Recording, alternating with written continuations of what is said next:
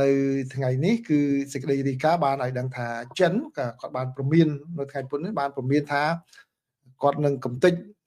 បរទេសណាដែលប៉ុនប៉ងចូលអន្តរាគមន៍នៅក្នុងកិច្ចការតៃវ៉ាន់ការប្រកាសព្រមាននេះគឺកើតមានឡើងក្រោយពីជប៉ុនបានប្រកាសអំពីផែនការថានឹង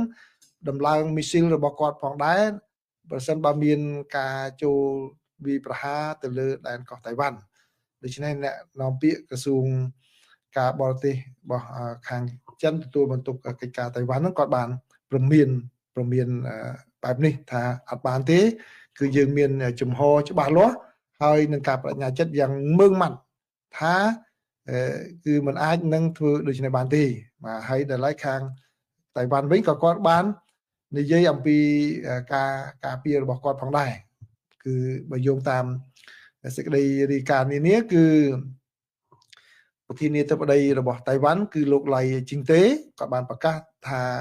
តៃវ៉ាន់នឹងចំណាយប្រាក់ចំនួន$40,000 លានដើម្បីទិញសម្ភារៈបន្ថែមទៀតបាទគឺ$40,000 លាននេះសម្រាប់ថវិការបស់ការពារជាតិបាទបន្ថែមទៀតណាបាទបន្ថែម$40,000 លានសម្រាប់ការពារជាតិដោយប្រធានាធិបតីដែនកោះតៃវ៉ាន់និយាយថាឥឡូវនេះចិនកំពុងតែកសាងយោធារបស់ខ្លួនយ៉ាងច្រើនដែលមិនធ្លាប់មានពីពេលមុនមកដូច្នេះទាមទារឲ្យមានការចូលរួមពីសម្ព័ន្ធមិត្តរបស់ខ្លួនគឺសហរដ្ឋអាមេរិកហើយនិងដៃគូនានានៅក្នុងតំបន់អាស៊ីប៉ាស៊ីហ្វិកក្នុងការចំណាយបន្ថែមទៀតដើម្បីធ្វើយ៉ាងណាទប់ស្កាត់ការឈ្លានពានរបស់ចិនបាទគាត់ប្រើពាក្យការឈ្លានពានរបស់ចិនហើយក្នុងសំណើដែលបានស្នើឡើងរបស់ប្រធានាធិបតីដែនកោះតៃវ៉ាន់រួមមានការធ្វើយ៉ាងណាឲ្យធ្វើទំនើបកម្មប្រព័ន្ធការពារដែនអាកាសរបស់តៃវ៉ាន់ក៏ដូចជាបញ្ចូលនៅខាងបញ្ញាសិប្បនិម្មិតកម្មវិធីបញ្ញាសិប្បនិម្មិតចូលទៅក្នុងប្រព័ន្ធបញ្ជាយោធារបស់តៃវ៉ាន់ហើយក៏ដូចជាការវិនិយោគទៅលើការផលិតអាវុធនៅក្នុងប្រទេសផងដែរដែលនឹងចាប់ដំណើរការពីឆ្នាំ2026ដល់ឆ្នាំ